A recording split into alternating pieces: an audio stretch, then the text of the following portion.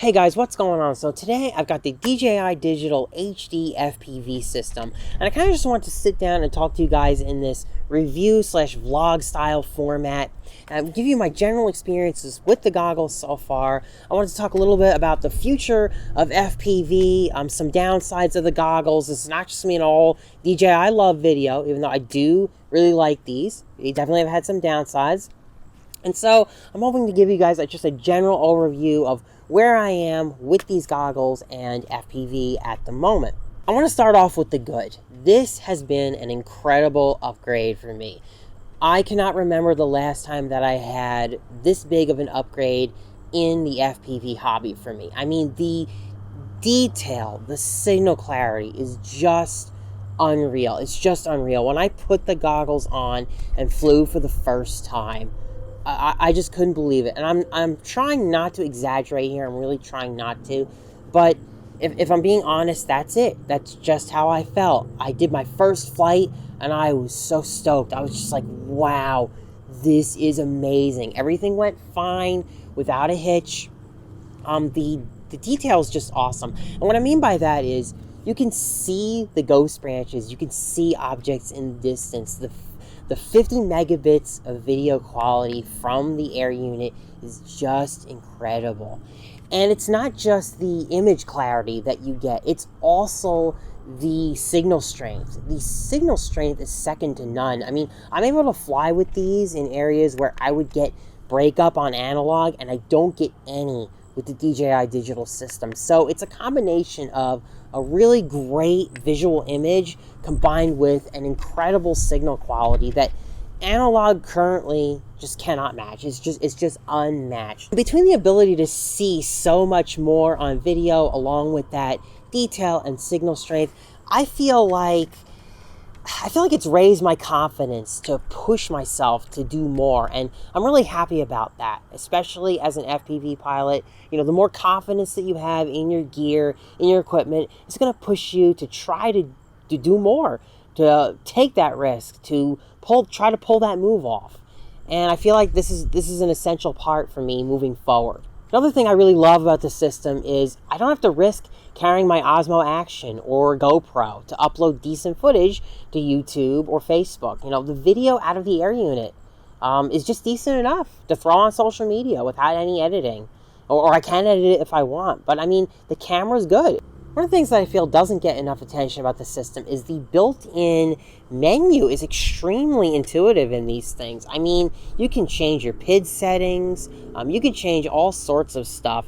The integration with Betaflight is great. Now, there are some things missing from the Betaflight OSD, and we'll talk about that later, but I was really impressed with the built-in menu. It's really easy to access your footage, really easy to change settings. Compared to the Fat Shark, I found the menu was really just, the menu on the Fat Shark is just a pain in the butt to use. It really is. The DJI one is so much better, and like I said, it integrates with Betaflight, so I was pretty happy and surprised about that. If the wind would stop blowing, I kind of want to quickly go over some myths about the system that I see commonly in the groups and on YouTube. So the first myth I want to dispel is that the system freezes. Digital just freezes and dies easily. No. The air unit needs a good, clean, stable source of power. And if you don't have that, then yes, you're going to run into problems. And that's true for both analog and digital. Yes, maybe it's worse on digital because it can't take noise. It really just can't take the noise. But if you have a PDB with filtered VBAT, or you're running a good capacitor on your system, you should be completely fine. Now, I personally run the Brain FPV Radix PDB, and I get filtered VBAT from the power distribution board. And on my other build, I'm running an HPLRC Zeus board, and that's this, and this provides a filtered 9-volt regulator directly to plug in the air unit. So I've had no problems with either of these setups. So I really can't relate when people talk about this sudden freeze that the DJI system will just give out of nowhere. Most of the time I've seen that these days is someone's got something wrong with their setup. That's not to say it doesn't freeze. It definitely will. If you push it super, super far, I'm sure it'll freeze and die. But you've got warning, okay? You've got some warning before that kind of thing happens, generally speaking. And, let's be honest. it's not like analog hasn't ever completely cut out on me either. So it's a give and take. Speaking of analog, the other thing that I hear is that you can't use these when an analog pilot is around, and that is also untrue. If you take the power down to about 200 milliwatts and you're mindful of the channels that you're on, you'll be fine. Your analog pilots will be fine. Just make sure that you're away from them when you fly, because these actually output power. These transmit power, and you don't want to knock them out with that. So keep some distance, which we've all got to do anyway at the time of this video, and you should be okay. But it's completely untrue that it's impossible to fly these with an analog pilot around. That's completely untrue. Yeah, maybe you have to do a little extra work, but it's just not true. Now, some people complain about the latency of these things, that, oh, the latency will be bad, it's digital, and some people have fun with them and say that the latency is bad. They can notice it. Okay, so maybe this is not a myth, but if there's latency, I personally am unable to feel it. Okay, I'm personally unable to feel the latency from these. Now, I think it's something that as an individual, you need to get your hands on them and try them yourself in order to figure out whether you feel it. I do not. Many other people do not. So maybe this is, like I said, maybe this is a half myth. It's something you need to judge for yourself. I think the latency complaints in these things are exaggerated. That's just my opinion. Let's talk about some of the changes that I made to the goggles. So the strap is not the stock strap. I've actually put a fat strap on it, and this is so much better than whatever the three-way strap that DJI calls a head strap. It's terrible. It's awful. I hated it. It didn't fit on my head nicely. This one's nice and thick and just goes right over the back of your head. Also, hey, I like it that I can wear the DJI goggles with my glasses. That's just absolutely awesome. The fat foam is another thing that I added. The stock foam was pretty terrible. So the DJI sponge foam is definitely a recommended upgrade by me. The sponge foam will morph to your face better. It's a lot thicker. I think they should have included a better strap and sponge foam for the price that we pay for these goggles. And I got it for $640 with the 2 air units for the Father's Day sale. So I didn't even pay a regular retail price for it. And last but not least, I do hear some people think that you can't fly your own transmitter with the DJI system.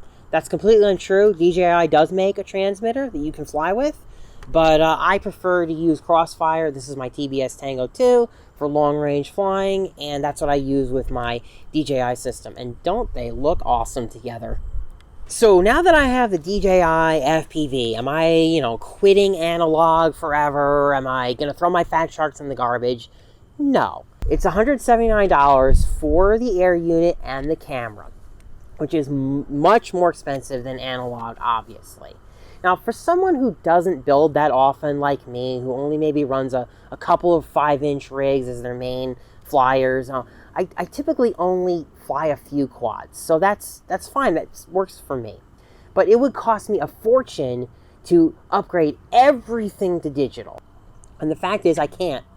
In some cases, I literally can't do it. The DJI system, at the time of this video, is just not small enough to allow me to put it in everything. You can't fly a tiny whoop with the DJI system in 65 millimeters. You just can't right now.